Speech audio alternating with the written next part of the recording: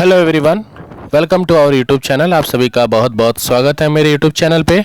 आज हमारी English pedagogy की क्लास 2 है। फर्स्ट क्लास में मैंने आपको 5 क्वेश्चन कराए थे और धीरे धीरे हम इस टॉपिक को समझेंगे और इसके क्लासेस को कंटिन्यू करेंगे। तो चलिए आज की क्लास शुरू करते हैं। Choose the correct sequence of language acquisition stages. आपको यहाँ पर करेक्ट सीक्वेंस चूज करना है इस लैंग्वेज का। आपके सामने ये ऑप्शन दिए गए हैं, इस ऑप्शन को ध्यान से देखिए।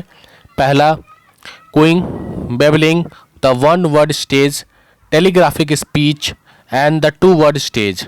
फिर यहाँ पर ऐसे ऑप्शन दिए गए हैं, आप ऑप्शन को अच्छे से देख लीजिए।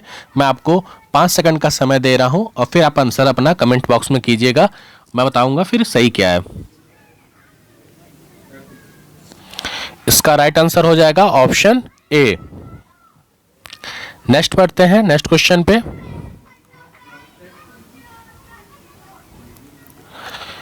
विच of the following statement is और आर नॉट करेक्ट। आपको बताना है इनमें से कौन सा फॉलोइंग स्टेटमेंट सही नहीं है। पहला, language is the most important and characteristic for a human being behaviour. दूसरा, लैंग्वेज हेल्प करता है यूनाइटिंग थॉट्स और आइडेंटिटी में इंडिविजुअल के। In India linguistic diversity poses complex challenge. तीसरा, in India linguistic diversity provide a range of opportunity.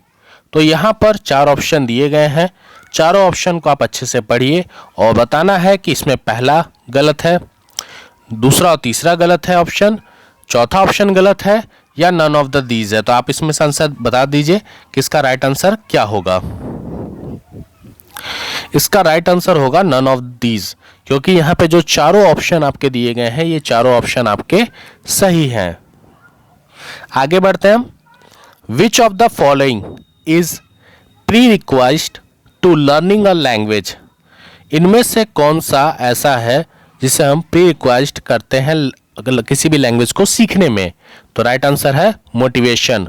Motivation is a prerequisite to learn a language. क्या? Motivation. अगर आपके पास motivation है तो आप आसानी से कोई भी चीज़ कर सकते हैं।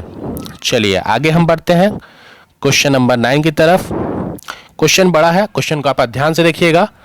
This character authorise the governor general in council to spend a sum of not less than 1 lakh of rupees each year on the revival improved of the literature for the introduction and promotion of knowledge of science of western world among the British terrorists in India, British territories, not terrorist.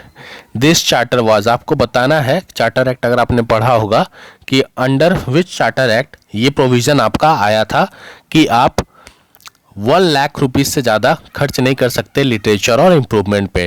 तो इसका right answer हो जाएगा charter act 1813। इसके तहत ही ये सारे options आपके हैं, मतलब ये प्रोविज़न था। क्या प्रोविज़न था?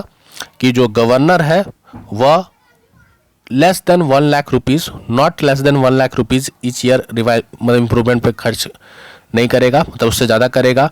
नॉलेज ऑफ साइंस जो वेस्टर्न वर्ल्ड की है उसको ब्रिटिश टेरिटरीज में बढ़ावा दिया जाएगा। ये सारी चीज़ें थी। क्वेश्चन नंबर 10 अगर हम देखें, in 1965 parliament act declared that English would continue to be used as a. 1965 में पार्लियामेंट ने क्या डिक्लेयर किया था कि इंग्लिश को वो as a associate language of the union करेंगे। क्या करेंगे? Associate language of the union. I hope आपको आज मैंने 5 क्वेश्चन और कराए, क्वेश्चन सारे समझ आए होंगे। मैं चीज़ों को समझा थोड़ा कम रहा हूँ, चीज़ों को आपको बता रहा हूँ ज़्यादा।